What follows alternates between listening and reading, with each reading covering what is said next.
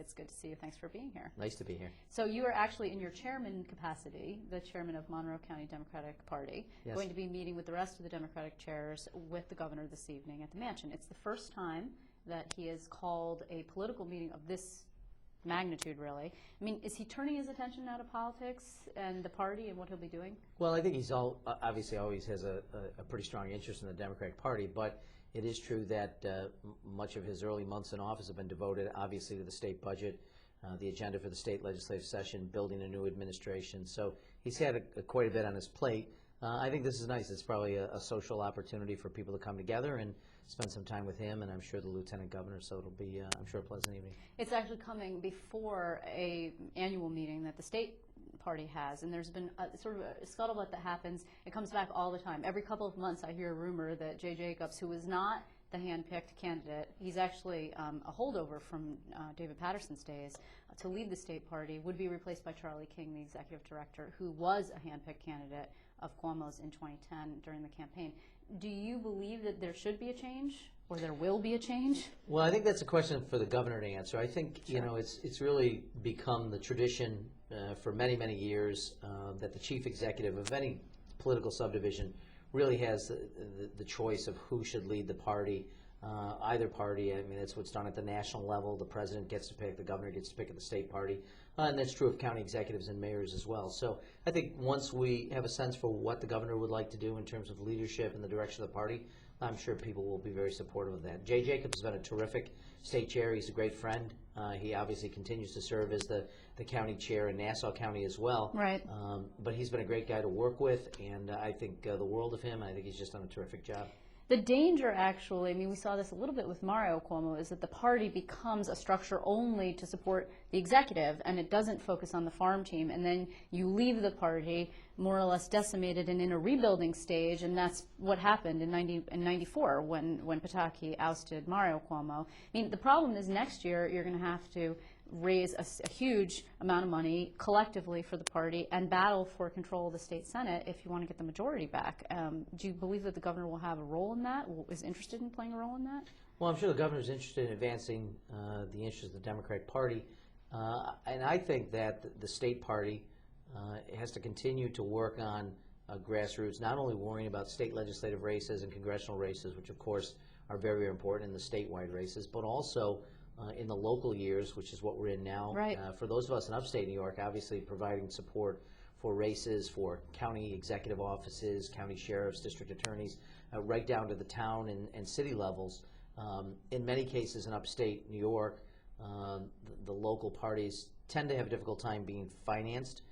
We tend to be out in terms of registration, weighed by the Republicans. So there are real challenges, particularly in upstate New York, and I'm sure the governor's thinking about that. But as I said, he's had a pretty full plate in terms of just the state governance to worry about, and I'm sure he's now starting at least to devote some attention to the state party. Yeah, actually, and the last time we had a bunch of local races was in 2009, and you saw the Republicans start to gain momentum. They gained momentum in Nassau County, for example, also in Westchester County, where they took 2 county executives. So if, in fact, you could win some of these 2009 races, maybe in Erie County, though it's kind of a long shot. You've got a county executive race, right, too.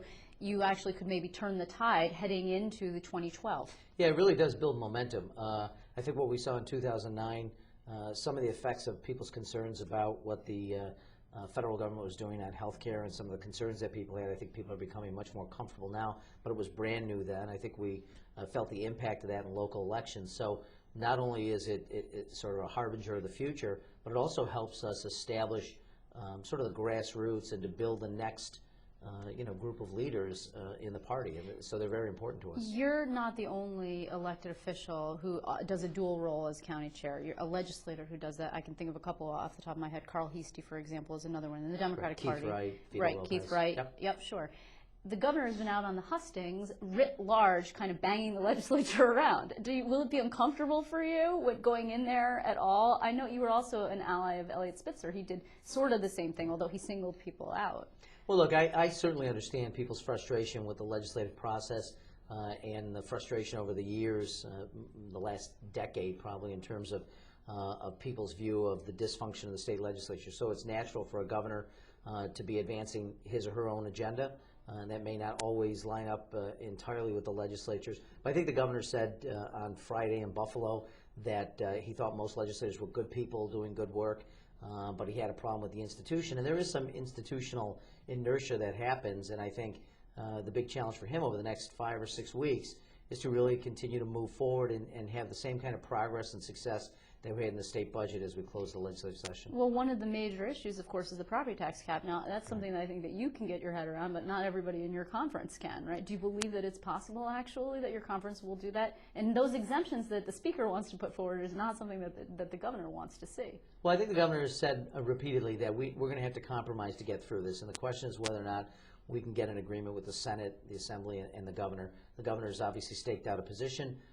There are a number of concerns expressed by people in my conference, although most of the members from the city don't really have property taxes as a primary concern because the folks in the city are primarily funding government through an income tax. Sure, but the teachers union, which is an ally of many of those downstate Right. folks, is very powerful and a very powerful force in your conference, and they don't want to see it. Well, they don't want to see it, although it is interesting to note in upstate New York, most of the state budget or the budgets that are going to be voted on this week by local school districts Tomorrow, are yeah. really at less than 2%.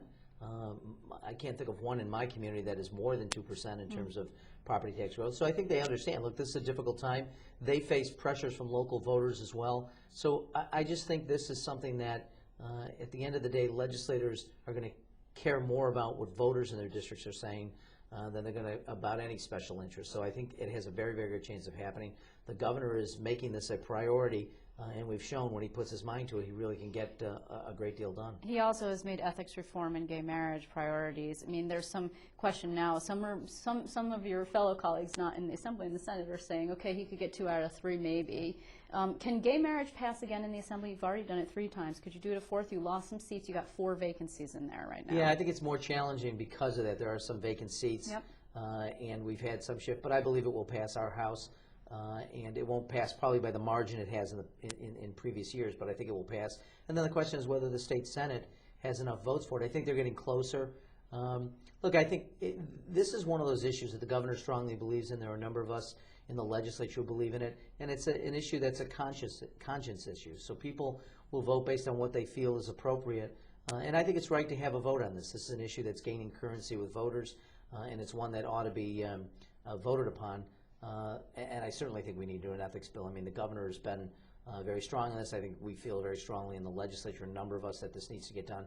So I don't believe in 2 out of 3. I think we can get all 3 done. I think the governor believes that. And we're just going to have to dig down really deep in the next few weeks to make it happen. Well, we shall see. I want to thank you very much in the meantime, Assemblyman Morelle. It's always nice It's great to be to here, see Liz. you. Thank you.